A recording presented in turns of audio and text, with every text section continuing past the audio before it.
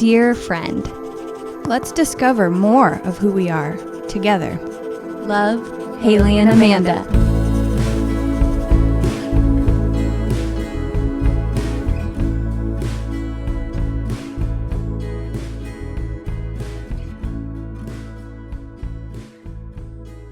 Welcome to a new episode Of the Dear Friend podcast. We're dear friends.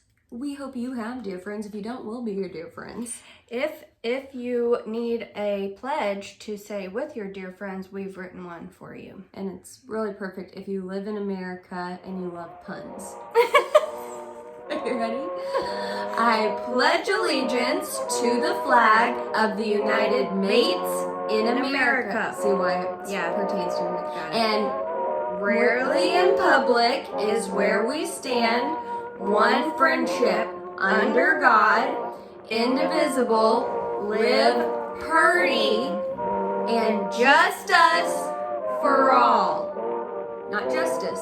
Yeah. We don't stand for justice. No. It's just us. And sometimes, what's the real pledge? I forgot it. Me too, because I think I won't be able to say it anymore. And as a teacher, usually they say it every morning after the announcements, but because of COVID and no one's there face to face, we haven't said it all year. So I know next year when they bring it back, I'm gonna accidentally do You're ours. gonna say, what's the part for rarely in public? Hold on. So it's I pledge allegiance to the flag of the United States. That hurts me to say it. United States of America. It doesn't sound right. No, it doesn't. And to the republic. Okay. For where we stand.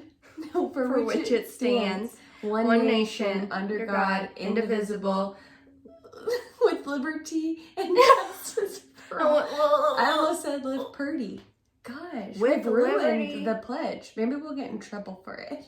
It's like our humor episode where we told people to act crazy at work. People messaged us and said they got fired when they listened No, to they our- did not. I'm kidding. They will though. It's just gonna take a couple meetings where they act out. I can't wait. Can't wait to hear about the firings. Amanda. Our little motto is let's become more of who we are together. But I would think that meant, to keep your job. You would think that becoming more of who you are would hopefully be a good thing, but maybe we're making people become more of who they are in a bad way. No. I'm joking.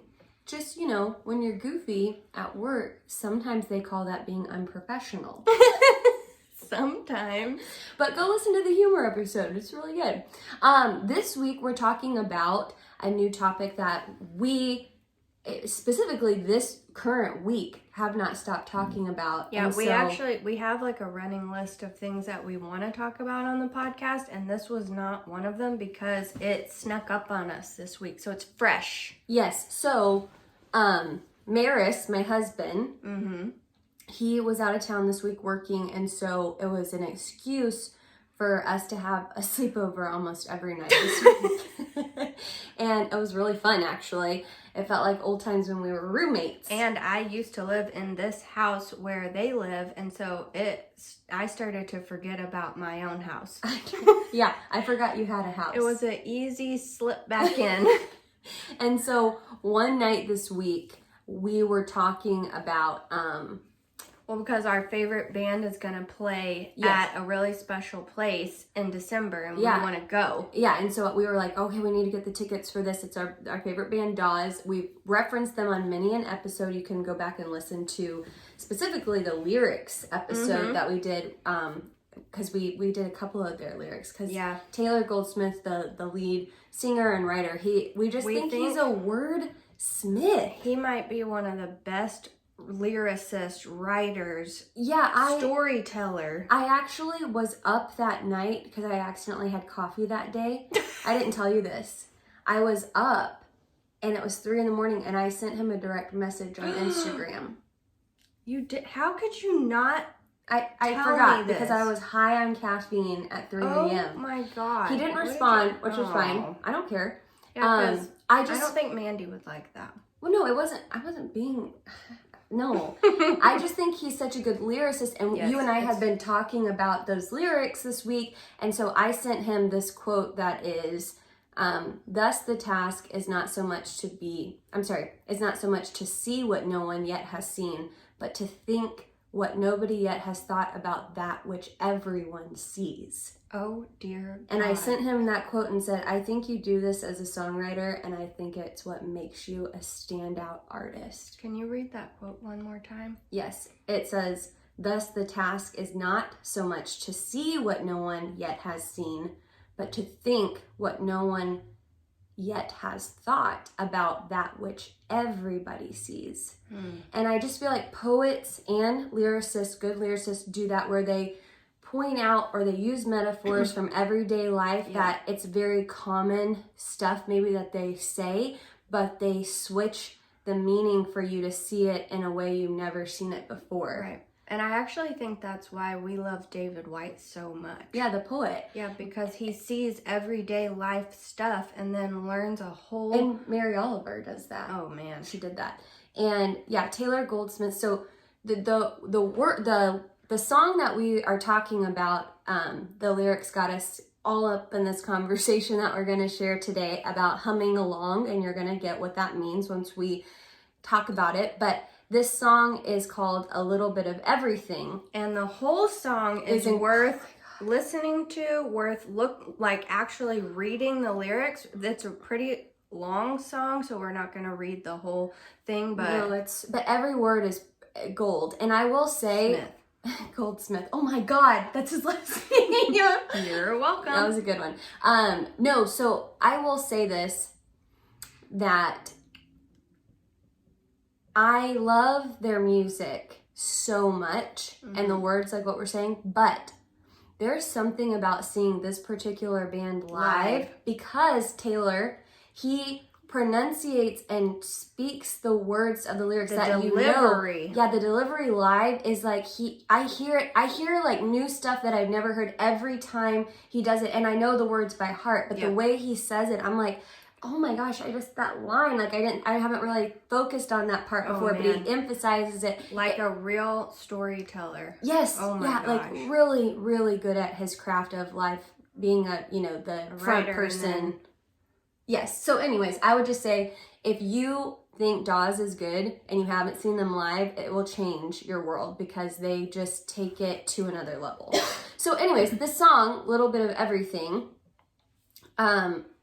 it's gorgeous. And just to give you, like, every verse is a different situation to play out his message of this song. And like the first one is about this young kid in San Francisco about to jump off the bridge to commit, I know this is so dark, but to commit suicide.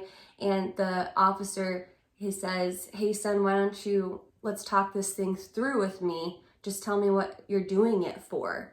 And he says, it's a little bit of everything. It's the mountains, it's the fog, it's the news at 6 o'clock, it's the death of my first dog, it's the angels up above me, it's a song that they don't sing, it's a little bit of everything. And like, I have goosebumps. Me too. Because, okay, that already, like, that's the first. We weren't even going to read that. I'm sorry. I just, like, every verse of that song, he uses a different scenario of that concept, a little bit of everything playing into it. But the lyric that this week we were sitting on the couch, how did it even come up, actually? Oh, because we were trying to get a ticket to the show. We were talking about how good of a lyricist he is. And we were talking about our favorite songs. Our favorite ones.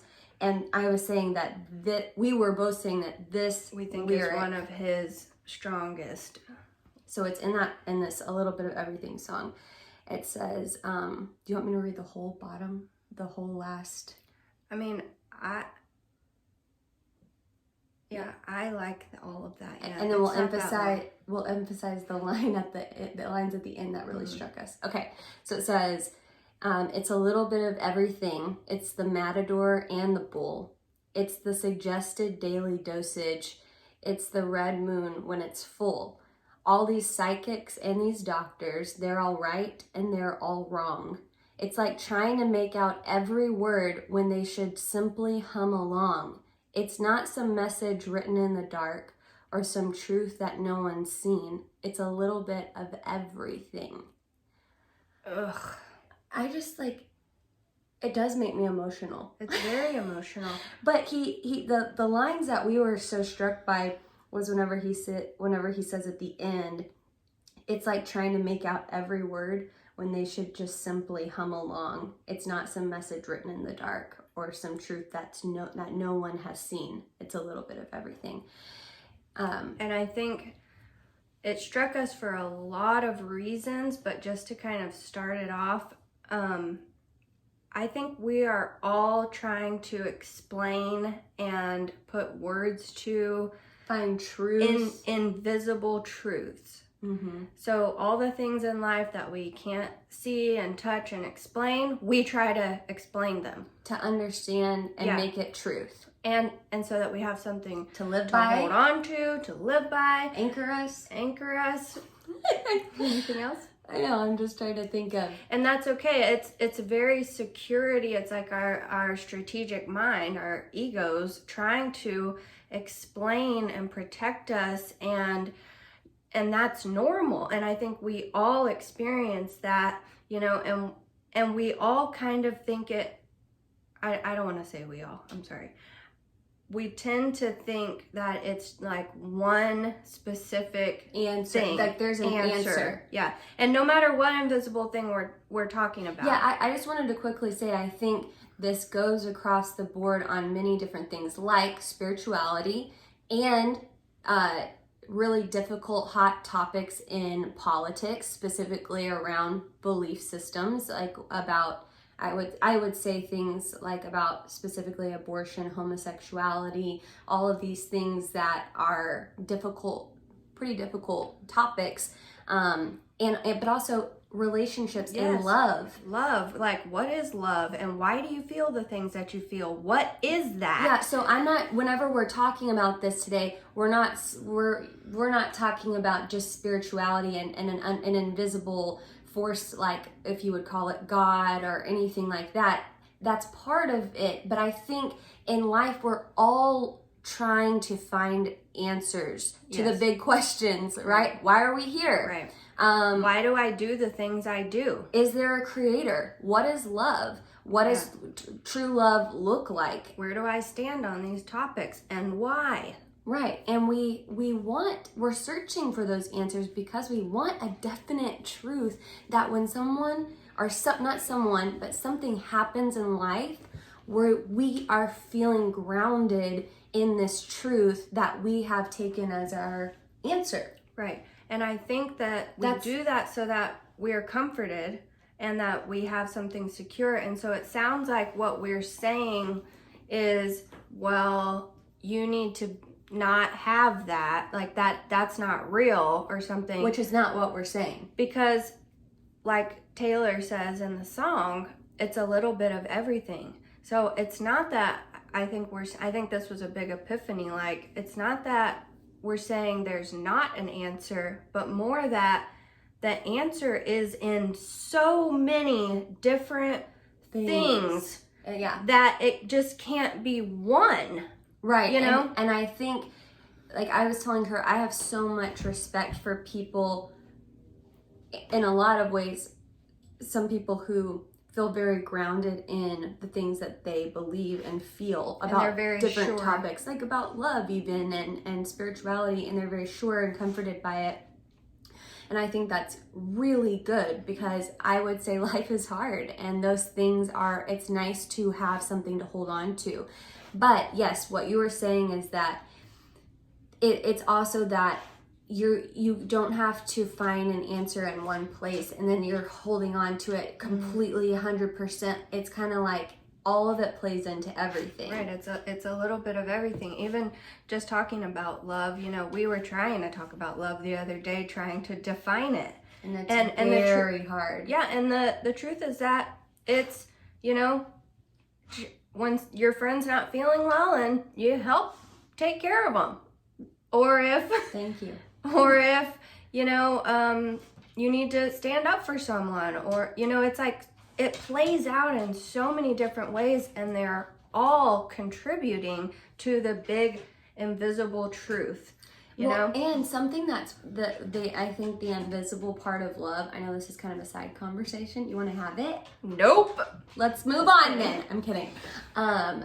Well, I was kind of saying this too when we were talking about love, but like the invisible thing about love too that's so incredible is that we're drawn to certain people. The magic part. For absolutely no reason, actually. I mean, like, there are reasons I love Haley and reasons why I love my husband, but there is also an unknown element to them that I am so drawn to, that I was telling you that, yes, love can be about, like, doing stuff for each other. Actions and feelings, but there's this actually, whenever you are just you, and, like, my husband is just himself, there's something that I love about you that is drawing me to you that only you have in this very unique way that only you have. Mm-hmm. It's all the little bits of everything about us too. Yes, yeah, it's all the little things about you, and for some reason they make up this unknown element that makes me love you. Mm-hmm. Yeah. And it's nothing that you do for me. I love when you do stuff for me, right? And like take care of me. Totally. But I love you guys for the people that you are, that there's this unspeakable, unknowable, invisible part of it that draws us to each other.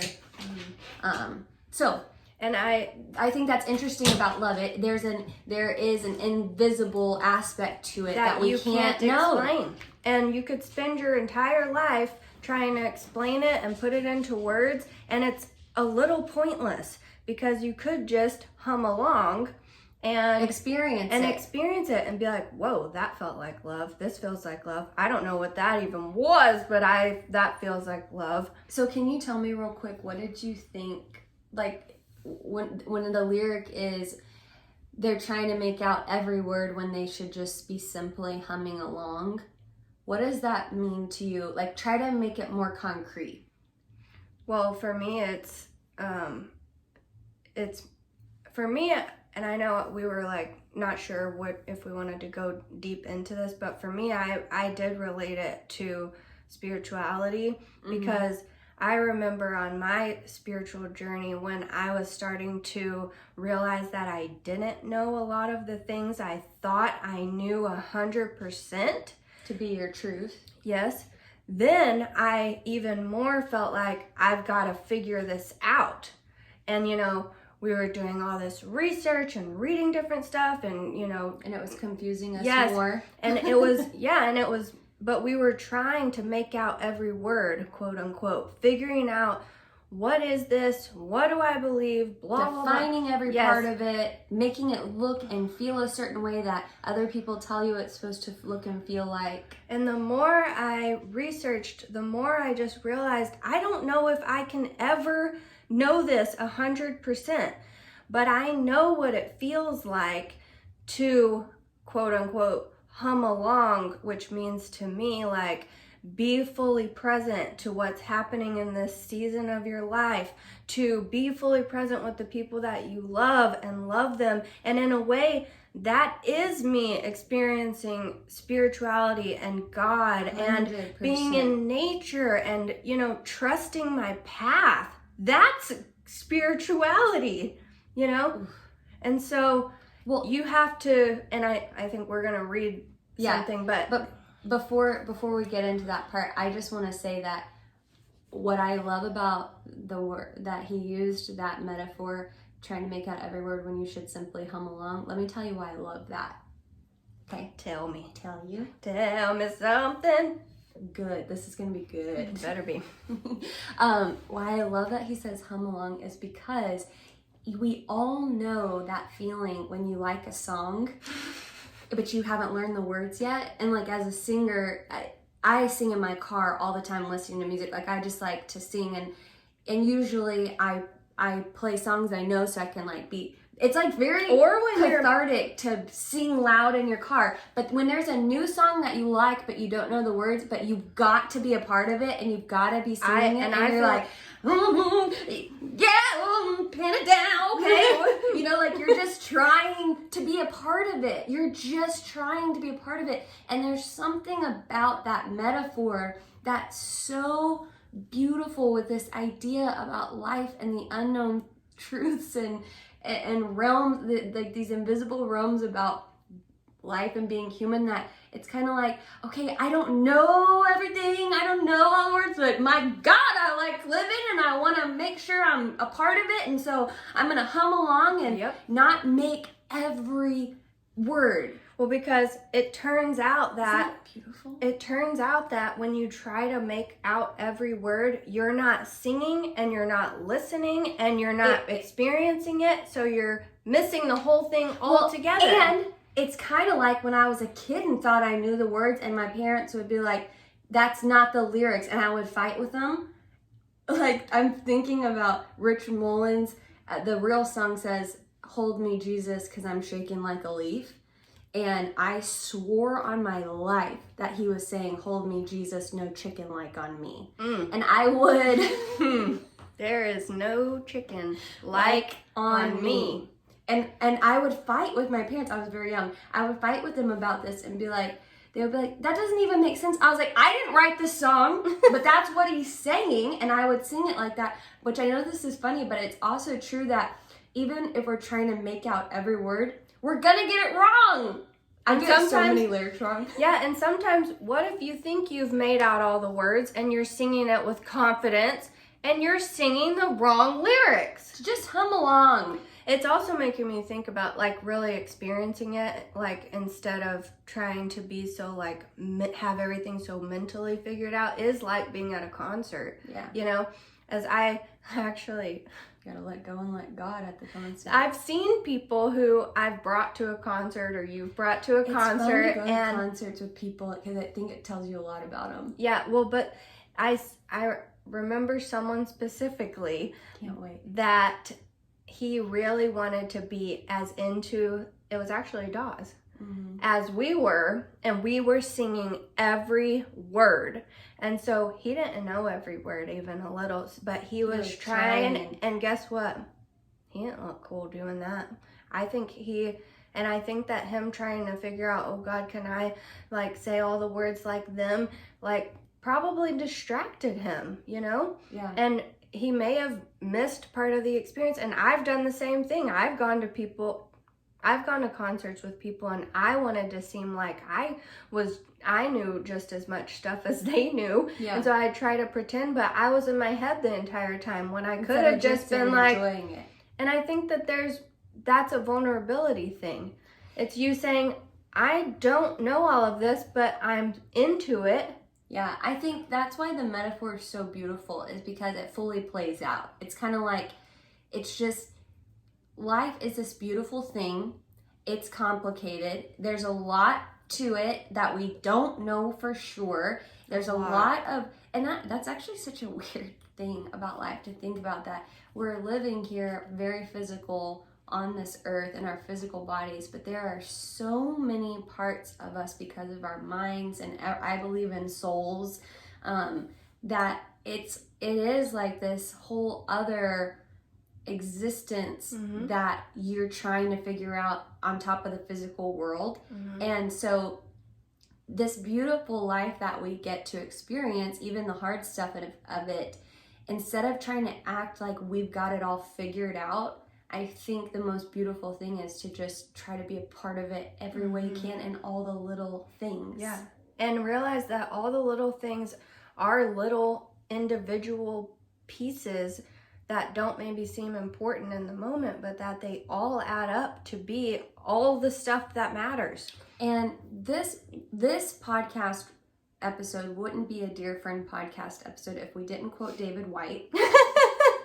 Our favorite poet of all time. I literally think he comes up in every episode, but it's because, my goodness, he's so profound. And we were just talking about, it's like every word that he writes and says, it's just so the best way you could possibly say the thing you're trying to articulate. And it's kind of like the quote you read in the beginning. I mean, It's stuff that we're all thinking about. We're all trying to, we wade our it. way through it. And we're like, oh, I can't seem to put my finger on this. And it's not really that he gives you answers. He just makes you see it in a new way. Yeah. And so when we were talking about this, we were realizing, well, it's not bad that we want to figure stuff out. All that means is that we all are born with this sense of like longing, to know answers to the difficult questions in life. And we're all craving different things in our lives: affection, attention, belonging, answers, truth. And so there is something to that longing that we need to pay attention to, probably. So okay, so this book of his, it's called Consolations. Consolations, I'm sorry. And Constellations. In the sky. About the stars. No, sorry. Consolations by David Whyte. And it's kind of like almost his dictionary of these certain words. He goes into his meaning of these words. And so the word that we looked up was the word longing, because we felt like it was perfect with what we were, the root, the longing to know the answers. Mm-hmm. And when we read this, we were like, oh, Lord.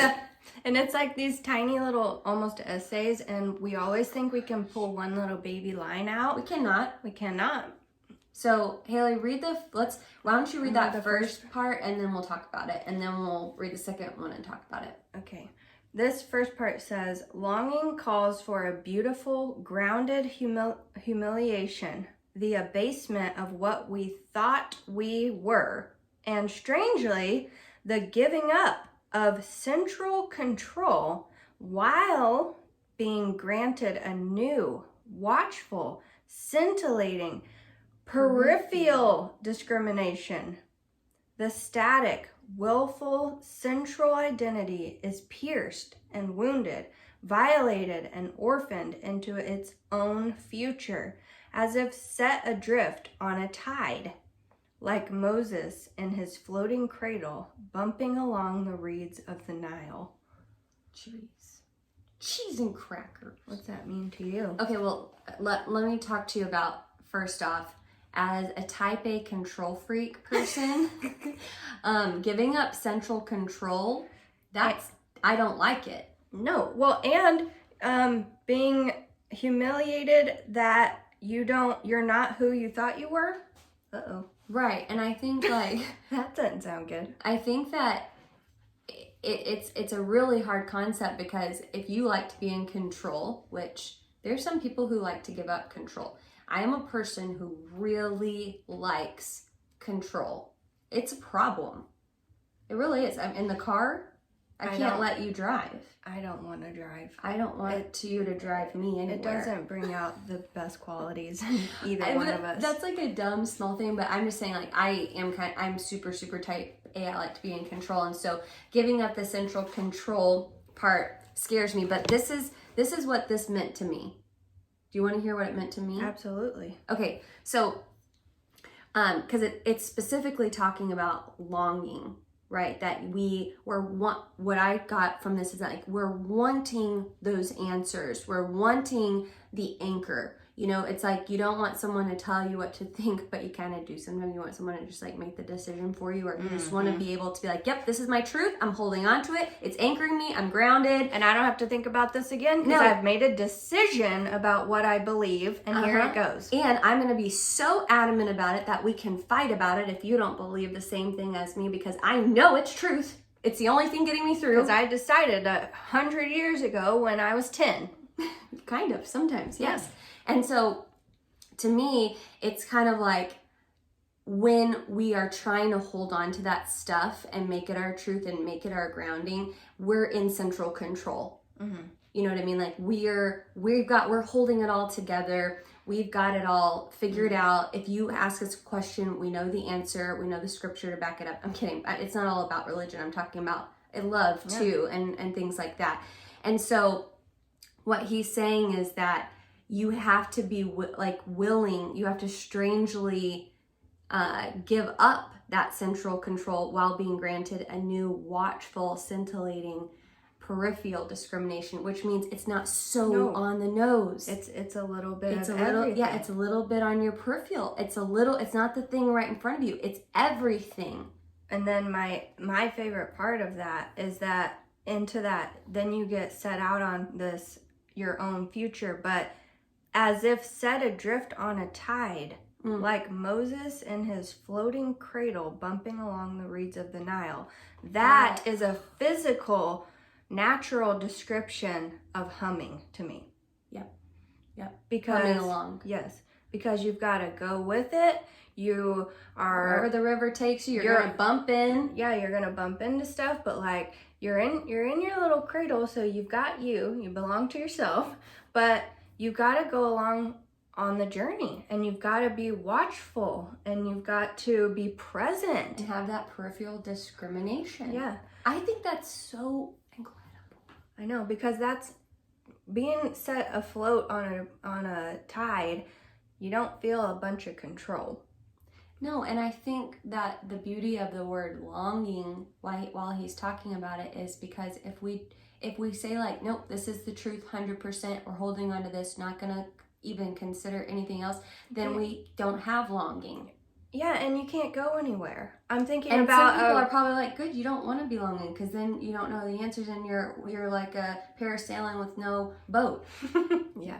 But longing, there's a beauty to longing for experiencing life. Well, too. I think the thing that is kind of clicking in my head right now too is that I'm picturing it on a river and a tide, which means there's a pull, which means there's a direction, which means if you believe in a higher power, which I do, then you might consider that to be the tide. But also that your longing can be the tide. Yes. That whatever. But where does that longing come from? I don't know. That's what I'm saying. And I think people have a lot of different answers for that. And for me, I believe that it's a higher power, but for someone else, it might be something different to them. But that's what I like when I think about where the longing comes from. And what I guess is the tide pulling me. I would think, because I believe in God, I would think that it's. So that makes it sound like, you're not parasailing with no boat, that you could just go absolutely anywhere. You're on a path, you're on a journey. You just don't know how fast you're always going to go, how slow. Which gets us into the next quote, really. Okay. Because he says kind of what you're saying. Ooh, yeah. Do you want to read it? You can read it. Okay, this next part says, longing has its own secret future destination. A secret future destination. Longing has a secret, exactly what we were just saying, that tide pulling us. It has a secret future destination. And its own seasonal emergence from within. Oh, Lord. Seasonal emergence from within. A ripening from the core. A seed growing in our own bodies. It is as if we are put into a relationship with an enormous distance inside us, leading back to some unknown origin with its own secret timing indifferent to our wills. I'll throw up. David Whyte. I'm not scared to throw up on a podcast. And listen, that is some words. Do you know that my favorite part of that, when you just read it, I was really listening to it again, is the part that says the enormous distance inside of us. It's like a relationship with this enormous, which means because we can't really know it.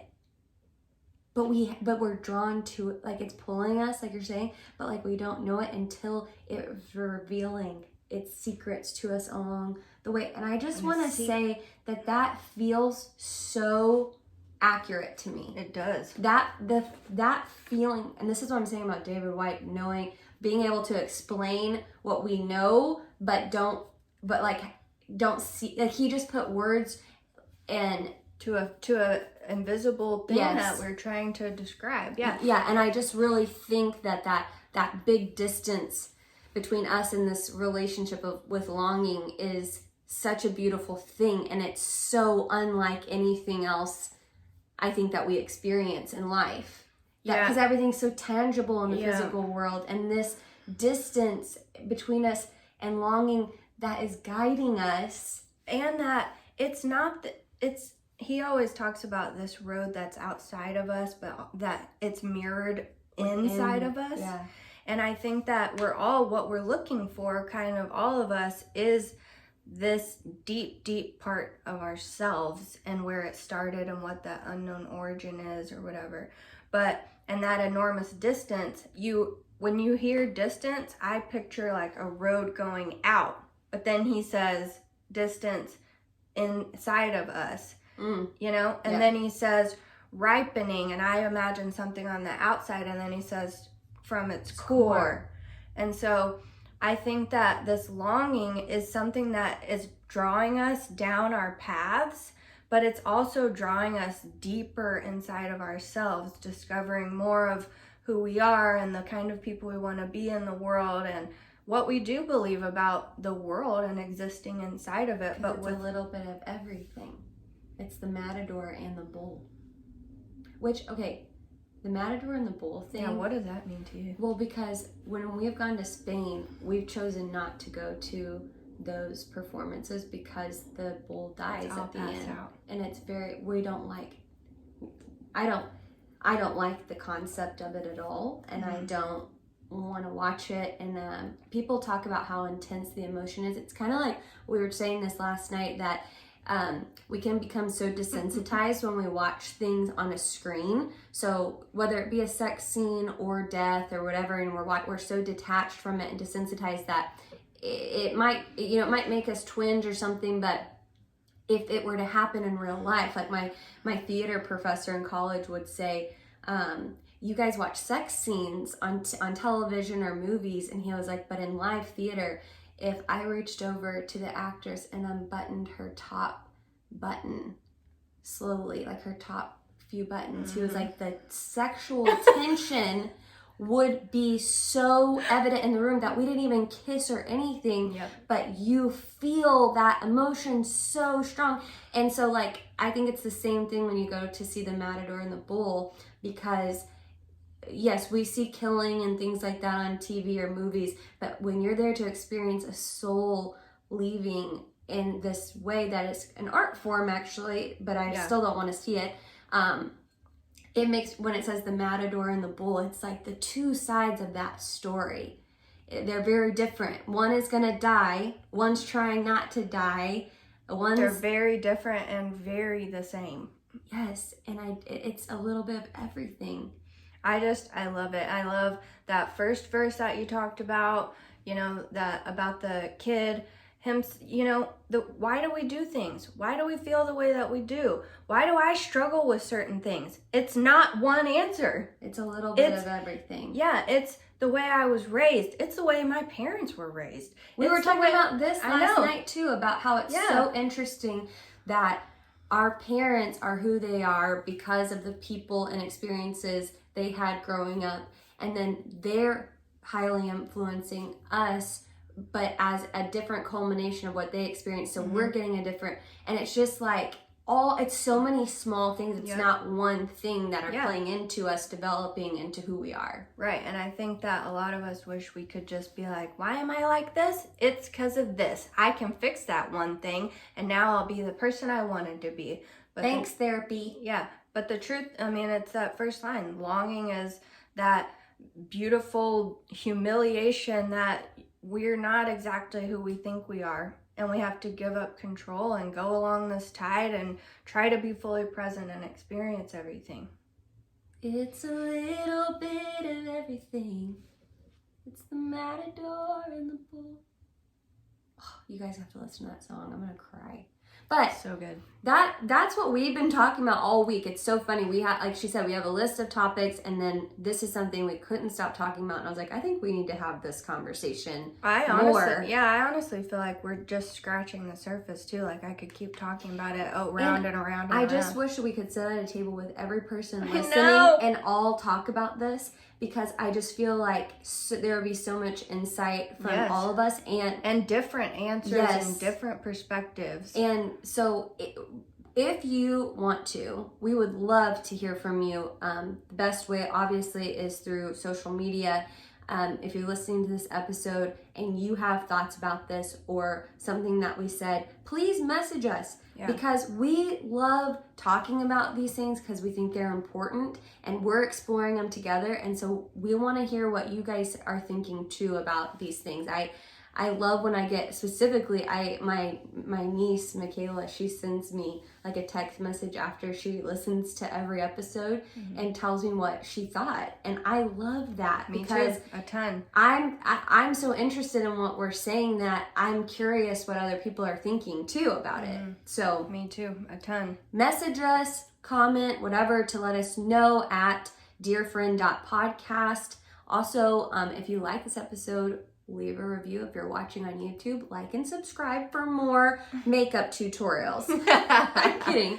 But yeah, hopefully this conversation was eye-opening, made you think in a new way, or maybe you've already been thinking about this and it was just nice to hear people or other people are thinking about it as well. And if you are someone who feels like I don't have all the answers and it's driving me crazy, well, number one, hum along. Well, number one, that's normal. And number two, yeah, maybe it's okay that we don't know everything and we can encourage each other as dear friends to look around.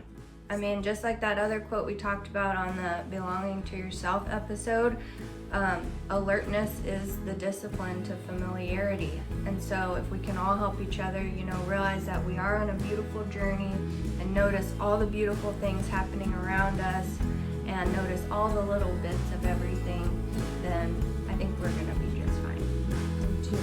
Y'all have a great week and go out there and hum along. Hum!